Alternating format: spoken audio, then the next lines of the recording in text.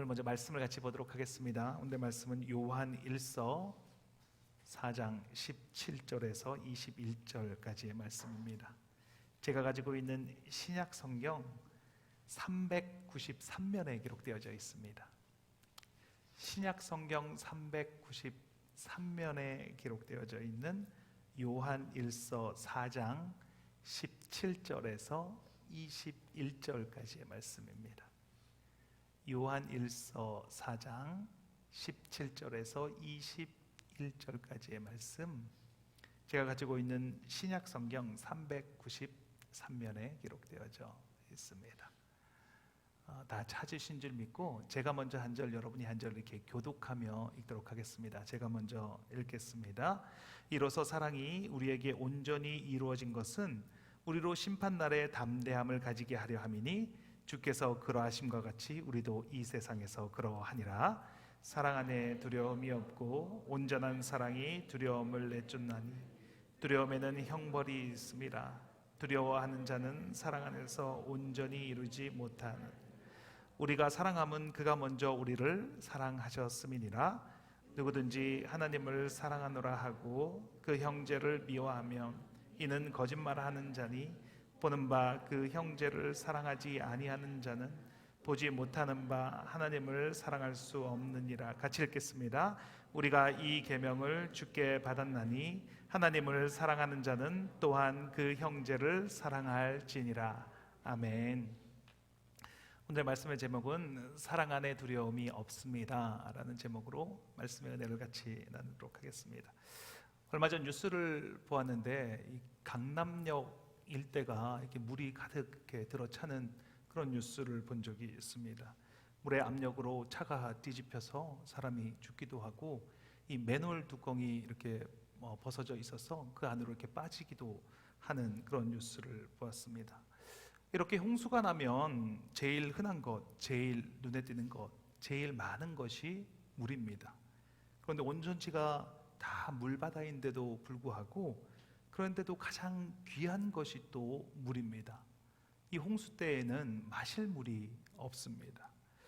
우리 땅을 살아가는 우리도 이 사랑의 홍수의 시대를 살아가고 있습니다. 우리가 TV를 켜도 음악을 들어도 이 영화를 봐도 이 사랑을 빼놓고는 이야기가 되지 않습니다. 사랑이 온 세상에 흘러 넘칩니다.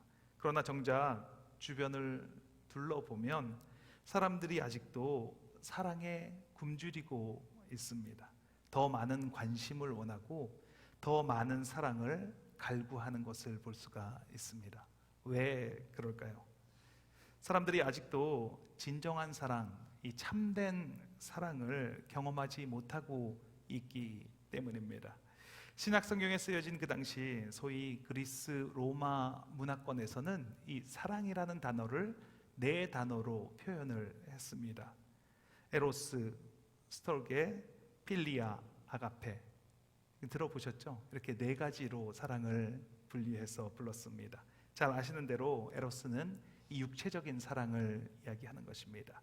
스톨게는 가족 간의 사랑, 그러니까 엄마가 자녀를 사랑하는 그 사랑을 이야기하는 것입니다. 필리아는 친구 간의 이 우정의 사랑을 이야기하는 것입니다. 그리고 아가페는 하나님의 무조건적인 사랑을 이야기합니다. 신약 성경이 기록될 때 이 성경에 에로스라는 단어는 한 번도 기록이 되지 않았습니다. 필리아는 몇 번 쓰여졌습니다. 그리고 스트로게는 가끔씩 나오는 단어입니다. 그리고 참된 사랑, 하나님이 우리에게 보여주고 싶어하는 그 사랑을 표현하기 위해서 이 신약 성경 기자들은 그 당시에 이 사장되었던 단어 하나를 가져와야만 했습니다. 그 당시에 단어는 있었지만 아무도 쓰지 않아서 사장되었던, 죽어있던 단어를 하나를 가지고 와야만 했습니다. 그 단어가 바로 아가페라는 단어입니다. 아가페. 요한의 일서를 보시면 아가페라는 단어, 이 동사형 아가파오라는 단어가 28번이 나옵니다. 또 아가페, 이 명사로 쓰인 단어는 18번이 나옵니다.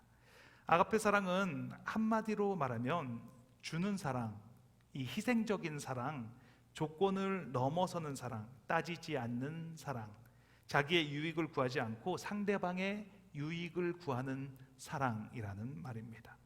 우리가 알고 있는 일반적으로 말하는 사랑은 사랑할 만한 것을 사랑합니다. 일반적으로 부모는 자녀를 사랑합니다. 할아버지 할머니는 손자 손녀를 사랑합니다. 또 마음에 맞는 친구를 사랑합니다. 나의 생각과 취미와 조건이 맞는 친구를 사랑합니다. 직장 동료든지 어떤 이해관계가 있는 그 사람들을 필요에 의해서 사랑합니다. 또 일반적인 사랑의 특징은 이기적인 것이 깔려 있습니다. 저 사람과 관계를 해서 내가 이익이 될 것 같으면 사랑을 주기도 합니다.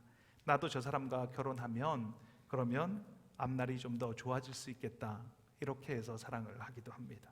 저 사람이 나랑 결혼하면 이세가 좀 더 예뻐지고 개량이 될 수 있겠다, 그래서 제 얘기는 아닙니다. 결혼을 하기도 합니다. 저 사람을 만나면 이런 부분이 나에게 유익이 될 것이다, 이렇게 해서 사랑하는 것입니다. 그런데 성경에서 말하는 사랑은 이것과는 차이가 있습니다. 아버지 하체를 보지 않으려고 허물을 덮어준 셈과 야벳의 사랑, 이스라엘 백성을 출애굽하시고 돌보아 주시는 그 사랑, 호세아 선지자를 통해서 음란한 아내를 끝까지 책임지시는 그 사랑, 집 나간 아들이 돌아오기를 매일매일 기다리는 그 아버지의 사랑, 하늘 보좌를 버리시고 이 땅에 오셔서 스스로 죄인이 되셔서 골고다 언덕을 오르시는 예수님의 사랑. 성경에서 말하는 사랑은 어떠한 조건이 없습니다. 무언가 바라는 것이 없습니다. 사랑장이라고 말하는 고린도전서 13장 4절 5절은 이렇게 말합니다. 같이 한번 읽겠습니다.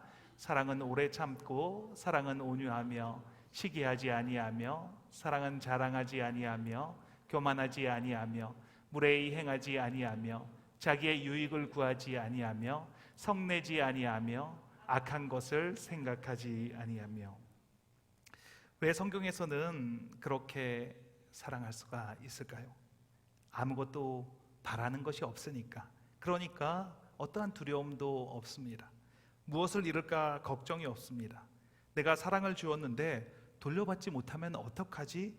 이런 마음이 없습니다. 그러니까 오래 참고 온유하고 시기도 안 하고 자랑도 하지 않습니다.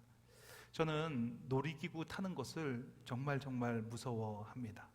청룡열차, 바이킹, 롤러코스터 있으면 다 이렇게 분해해서 갖다 버리고 싶습니다. 요즘은 이 건물 꼭대기에다가 이 무서운 놀이기구를 설치해 놓고 사람들이 이렇게 떨어질까 말까 이렇게 하는 놀이기구도 있다라고 합니다. 번지 점프를 하기도 하고 비행기에서 뛰어내리기도 합니다. 저는 이해가 되지 않습니다. 왜, 뭐 때문에 돈 주고 하라고 해도 안 할 것을 돈을 주면서 서로 하려고 줄을 서고 있는지 정말 이해가 되지 않습니다. 생각만 해도 두렵습니다. 어린 시절에 아무것도 모르고 이 놀이기구를 몇 번 타보고 제가 결심한 것이 있습니다. 다시는 절대로 내 평생에 타지 않겠다, 이렇게 결심을 했습니다. 그런데 미국 와서 딱 한 번 놀이기구를 타야 하는 일이 생겼습니다. 그것은 아이들이 너무 타고 싶어서 부모가 같이 타지 않으면 아이들이 탈 수 없다고 하니까, 그래서 이렇게 빙글빙글 돌면서 높이 올라가는 그 무서운 것을 제가 탔습니다. 그리고 그 타고 나서 제가 또 결심한 것이 있습니다. 이제는 절대 타지 말아야지. 애들이고 뭐고 절대 타지 말아야지, 이렇게 결심했습니다. 무섭고 두렵고 정말 타기 싫었는데 놀이기구를 탄 이유는 딱 한 가지입니다. 아이를 사랑하니까 그래서 탄 것입니다. 어떤 이유도 내가 놀이기구를 안 탈 것인데, 근데 자녀를 사랑하니까, 그러니까 그 사랑이 나의 두려움을 이기더라는 것입니다. 오늘 본문 17절입니다. 같이 한번 읽겠습니다. 사랑이 우리에게 온전히 이루어진 것은 우리로 심판날에 담대함을 가지게 하려 함이니 주께서 그러하심과 같이 우리도 이 세상에서 그러하리라. 사랑으로 온전해지면 우리로 담대함을 가지게 한다라고 말을 합니다. 법원에서 이 재판석 앞에 서보신 적이 있습니까? 뭐 교통 티켓을 이렇게 가격을 이렇게 흥정하기 위해서라든지 어떻게 해서라든지 법원 앞에 판사 앞에 서게 되면 왠지 모르게 떨리게 되더라고요. 그렇게 크게 잘못한 것 같지 않은데 그 앞에 두려움으로 서게 됩니다. 그래서 로마서에서 3장 10절에 기록된 바 의인은 없나니 하나도 없으며 이렇게 말을 하는 것입니다. 사람은 근본적으로 두려움에 떠는 존재입니다. 하다못해 교통법규를 위반해도 판사 앞에 서면 그렇게 떨리는데 하나님의 심판대 앞에 선다면 그 두려움이 얼마나 크겠습니까? 그런데 오늘 본문 18절에 보면 이렇게 말을 합니다. 같이 한번 읽겠습니다. 사랑 안에 두려움이 없고 온전한 사랑이 두려움을 내쫓나니. 하나님께서 우리를 사랑하실 때 어떤 두려움이 있으셨을까요?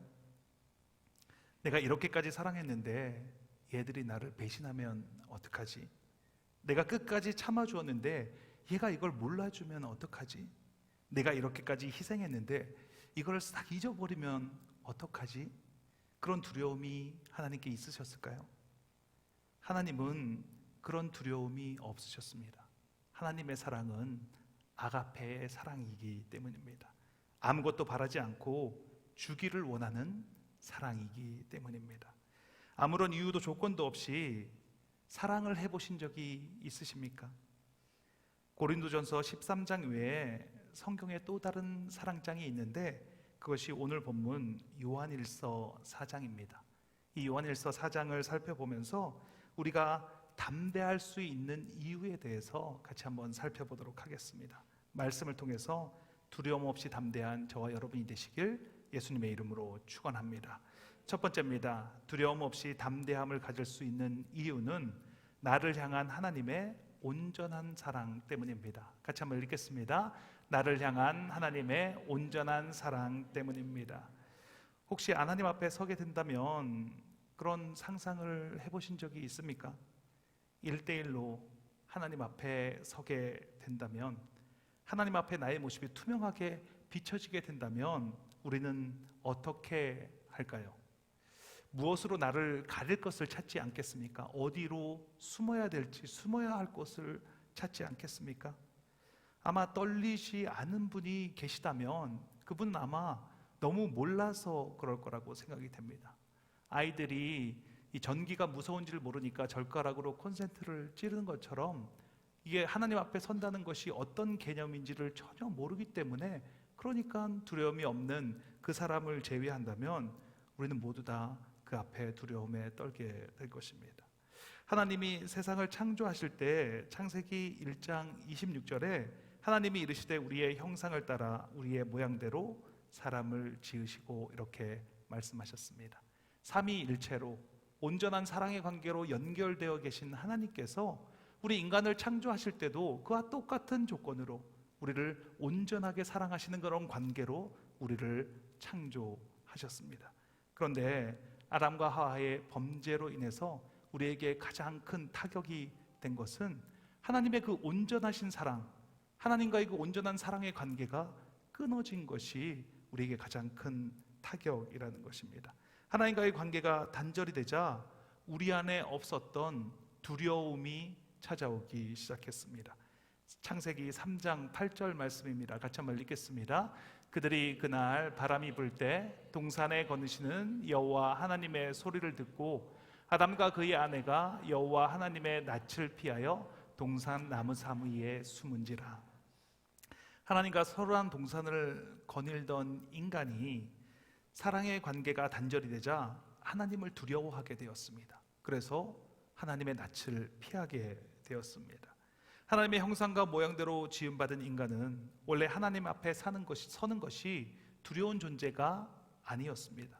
그런데 죄가 들어와서 하나님과의 관계가 단절이 되면서 하나님 앞에 서는 것이 두려운 존재로 바뀌게 되었다는 것입니다.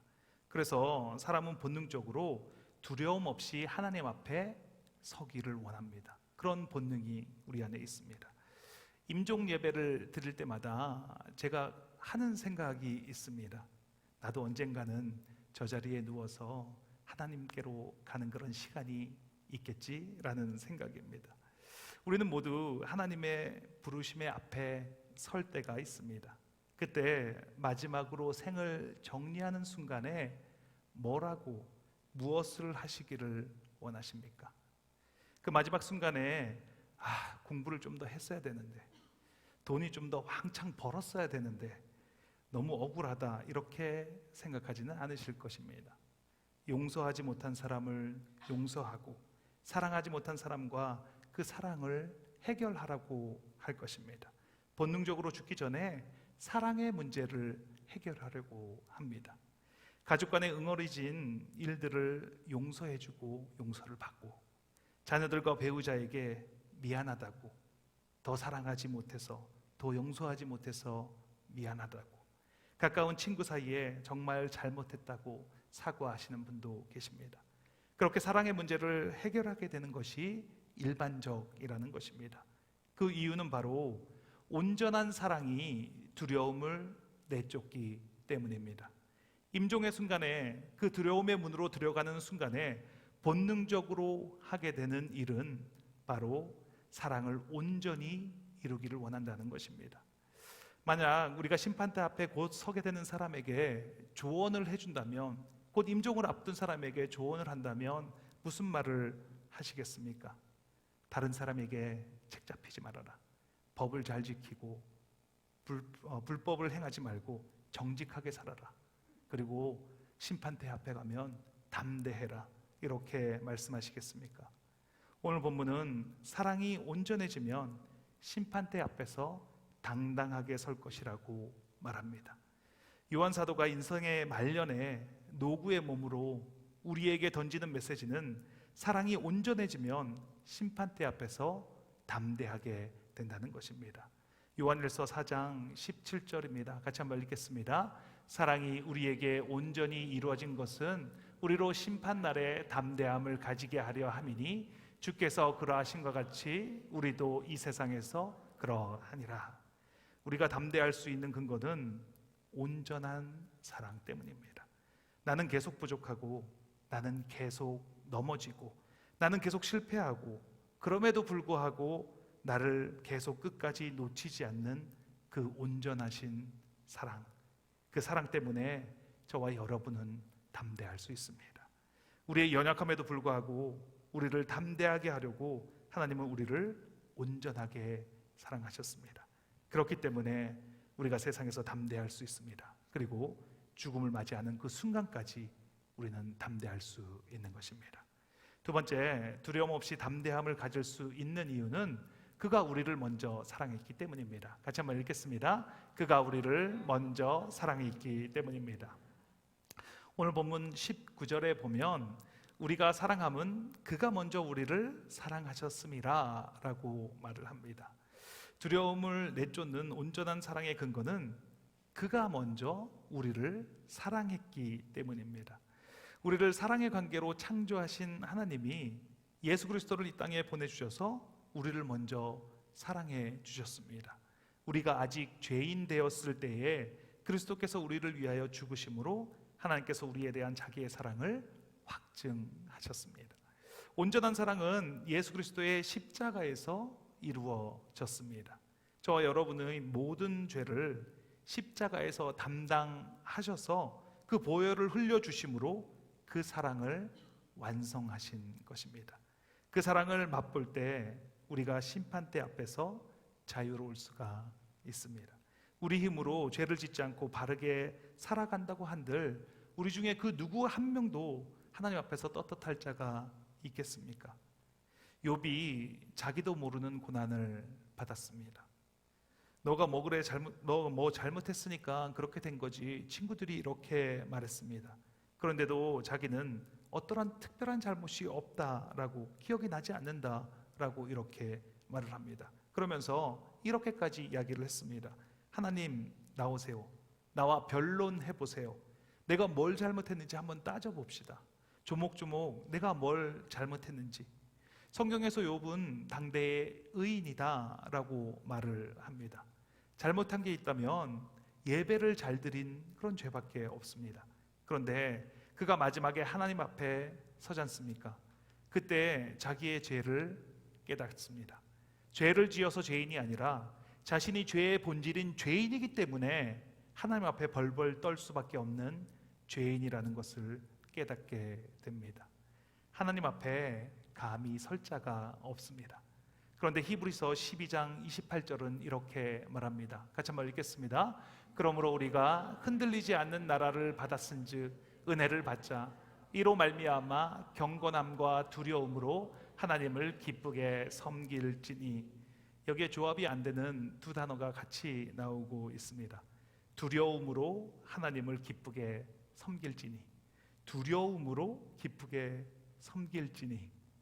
우리는 본래 하나님 앞에 두려워할 수밖에 없는 존재이나 흔들리지 않는 나라를 받았다라고 말을 합니다. 우리의 어떠함으로 하나님의 나라가 흔들리지 않는 것이 아니라는 것입니다. 우리의 선행과 행실로, 우리의 의로움으로 들어갈 수 있는 나라가 하나님의 나라가 아니라는 것입니다. 만약 그렇다면 그 누구도 하나님 앞에 떳떳하게 설 자가 없을 것입니다. 그런데 흔들리지 않는 나라라는 것은 하나님의 전적인 은혜로 우리의 모든 죄를 주님께서 대신 담당해 주신 것입니다. 그 주님의 어떠함으로 들어가는 나라이기 때문에 흔들리지 않는다는 것입니다. 우리의 기록이 아니라 예수님의 기록으로 이루어지기 때문입니다. 하나님의 의로, 하나님의 업적으로 이루어진 나라, 그 나라를 은혜로 받았으니 이제는 기쁨으로 섬길지니라 라고 말하고 있는 것입니다.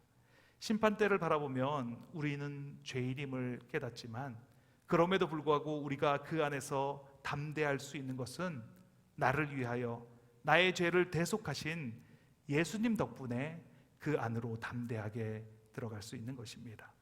찬송가 가사 중에 만세반석 열리니 내가 들어갑니다.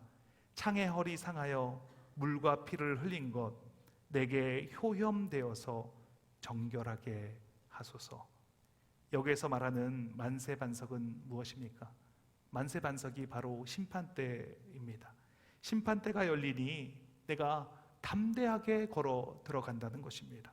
내가 떳떳하게 법으로 율법으로 살아서가 아니요, 창의 허리 상하여서 물과 피를 다 쏟으신 그것이 내게 효염되어서 심판대 앞에서 떨리지 아니하고 담대하게 나아갈 수 있는 것은 예수님의 그 사랑 때문이라는 것입니다. 이게 하나님께서 우리에게 이루신 온전한 사랑입니다. 이 온전한 사랑을 받은 우리가 비로소 할 수 있는 것이 바로 형제를 사랑하는 것입니다. 이웃을 사랑하는 것입니다. 그래서 사도 요한은 이 마지막 심판대를 준비하기 위해서 우리가 먼저 하나님의 사랑 안에 있는 것을 확인하고 그리고 형제 사랑을 확인해야 한다라고 말하고 있는 것입니다. 너 형제 사랑한다고 했는데 왜 못하는 거냐라고 이렇게 죄의 방망이로 두들겨 패는 것이 아니라 우리가 하나님 안에, 하나님이 내 안에 계신 그 온전한 사랑, 그 사랑으로 마지막 심판대의 두려움으로 내몰리는 그 상황에서도 두려움 없는 것은 하나님의 그 사랑이 나와 함께하기 때문인 것입니다. 그러면 우리가 형제의 사랑을 할 수 있게 되는 것, 이것이 우리에게 말하는 것입니다. 이것이 바로 고린도전서에서 말하는 온전한 것이 올 때 부분적으로 하던 것을 패하는 것이라고 말하는 것입니다. 어린아이 같이 행하던 것이 장성한 어른이 되어서 어린아이의 일을 버리고 거울로 희미하게 보던 것이 이제 얼굴을 맞대어 깨끗하게 선명하게 보는 것, 이것이 바로 그 온전한 사랑이다 라고 말하는 것입니다. 이것이 매일매일 반복되어야 합니다. 그래서 빌립보서 1장 6절에서 이렇게 말합니다. 같이 읽겠습니다. 너희 안에 착한 일을 시작하신 이가 그리스도 예수의 날까지 이루실 줄을 우리는 확신하노라. 우리 가운데 이 구원의 사역을 시작하신 예수 그리스도께서 구원의 그날까지 이루실 줄을 확신하노라 라고 말씀하고 있는 것입니다. 이 확신을 가지고 오늘도 나를 갈등하게 만들고 짜증나게 만들고 우울하게 만들고 미워하게 만드는 현실을 바라보면서 형제 사랑할 수 있는 힘을 얻으며 살아가는 것입니다. 어느 두 목사님이 만나셨습니다. 근데 한 목사님은 아들이 5명이 있었고 한 목사님은 딸만 1명이 있었습니다. 그래서 딸만 1명이 있는 목사님이 그 아들 5명이 있는 목사님께 이렇게 말했습니다. 자네 아들이 많으니 양자로 1명을 나에게 주지, 이렇게 말을 했습니다. 그런데 그 아들 5가지 목사님이 너무나 쉽게 그러지 뭐, 이렇게 대답을 했습니다. 집에 가서 어떻게 사모님에게 얘기를 하려고 그러시는지.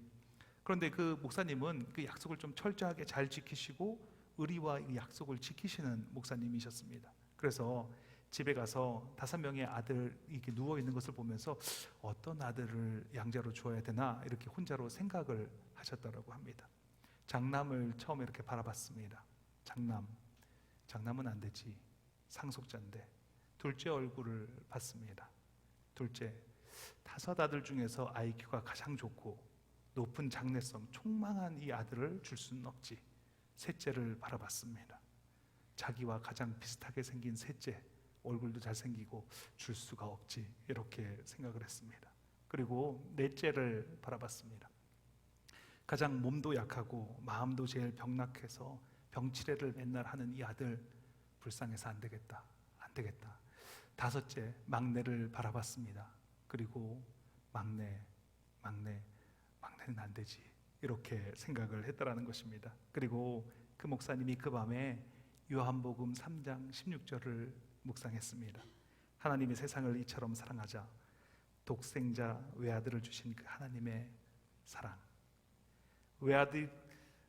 외아들을 되시는 예수 그리스도를 우리에게 자진해서 주시고 그 아들을 물과 피를 다 쏟으시고 죽이신 그 사랑을 묵상했다는 것입니다. 오늘 이 설교를 이 질문으로 마칠까 합니다. 이웃을 사랑하는 마음은 과연 어디에서 오는 걸까요? 우리가 과연 이웃을 사랑할 수 있는 그 마음은 어디에서 오는 것일까요? 기도하시겠습니다. 하나님 감사합니다.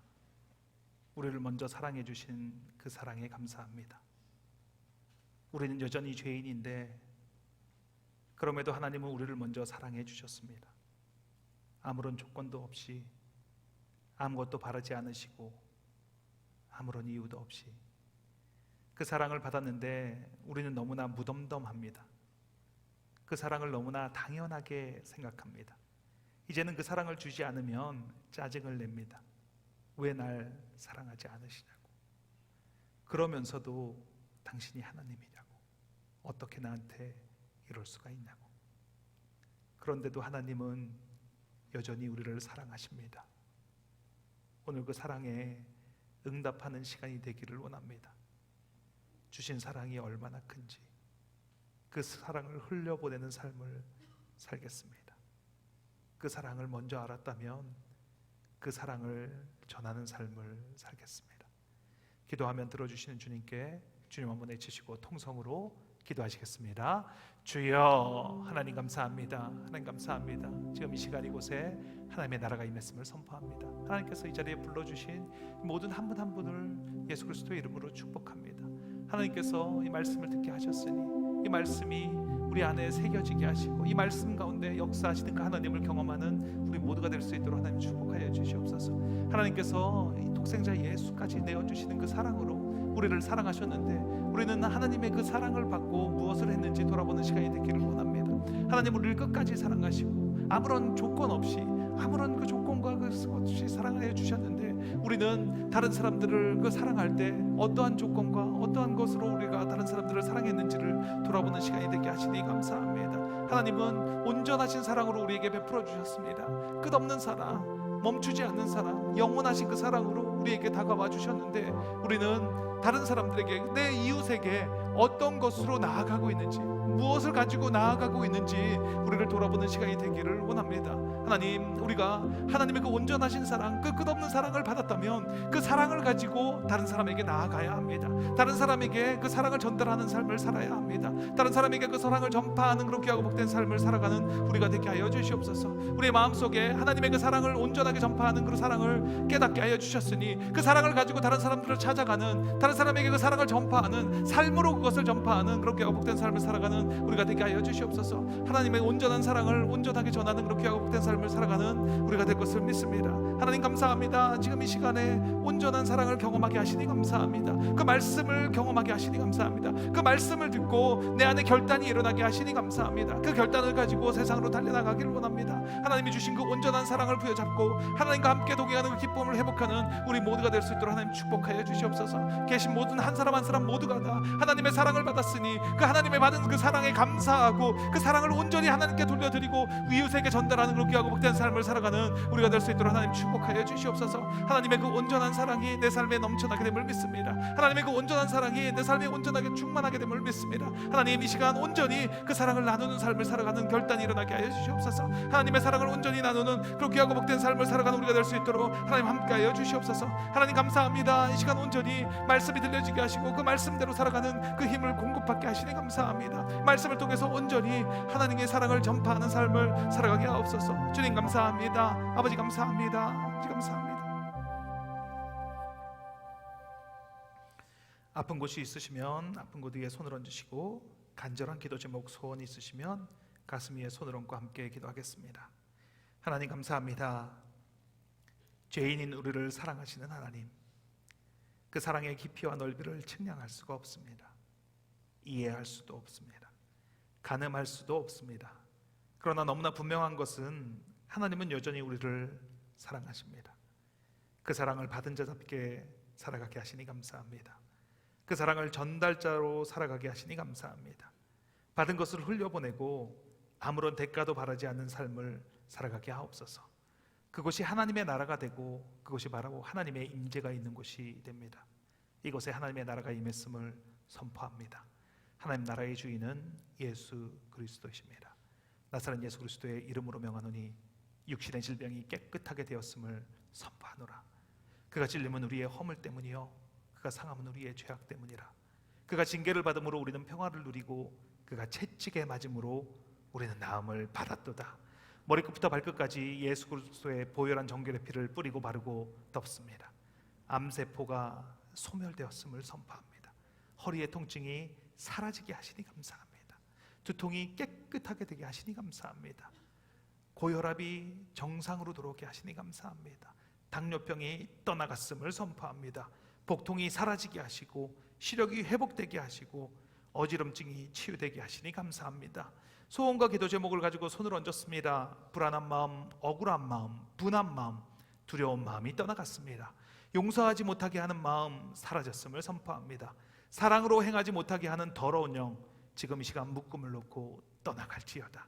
하나님 나라에서 이루어진 것이 이 땅에서 이루어졌음을 선포합니다.